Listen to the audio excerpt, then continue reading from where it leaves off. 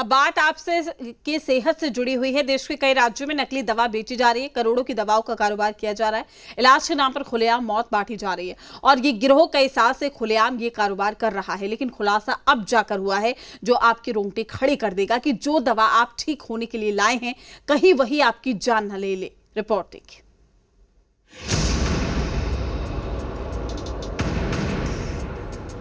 नकली दवा का कारोबार, खुलेआम बिक रही मौत। देश के कई राज्यों में फेक मेडिसिन नेक्सस।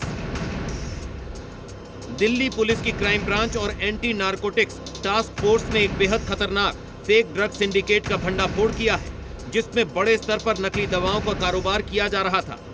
कई साल बड़ी खेप को बाजार में बेचा जा रहा था, जिसका जाल बिहार, दिल्ली, यूपी और हिमाचल प्रदेश से लेकर हरियाणा तक फैला है। फेक ड्रग कारोबार मामले में अब तक 9 लोगों की गिरफ्तारी हुई है। 1,19,000 नकली जिंक की गोलियां, 42,000 से ज्यादा नकली azithromycin tablet, 27 kilo paracetamol powder, 444 नकली इंजेक्शन डिलोना एक्वा, कुल 50 करोड़ के करीब नकली दवाइयों के रॉ मटेरियल बरामद हुआ है। बिहार में 2 नकली दवा की फैक्ट्री पकड़ी गई है।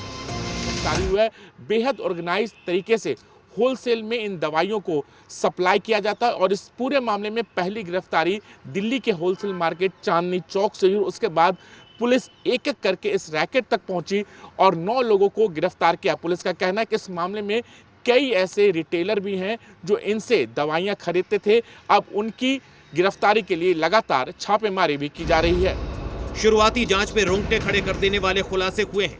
ना ही दवा बनाने का लाइसेंस था और ना ही कोई एक्सपर्ट या केमिस्ट। और जब ड्रग विभाग की टीम मौके पर पहुंची तो वहां भारी मात्रा में खतरनाक रसायनों का ढेर मिला। ये मेन जो आप देख सकते हैं ट्रामाडोल पाउडर है, अल्प्राजोलम है और ओपियोइड है। टोटल वैल्यू 50 करोड़ का है और अभी तक 9 लोगों को हमने गिरफ्तार किया। और इसमें पिछले 3 महीने से जो कार्रवाई हुई, 3 + 2 5 महीने से कार्रवाई चल रही थी। और इस तरह जो है सो ये पूरे डिफरेंट स्टेट्स हुए, जैसे कि हिमाचल हुआ, उत्तर प्रदेश हुआ, उत्तराखंड हुआ, बिहार हुआ, दिल्ली, इन सब में जो इनका जाल फैला हुआ था उसको हमने जो है सो बस्ट किया है।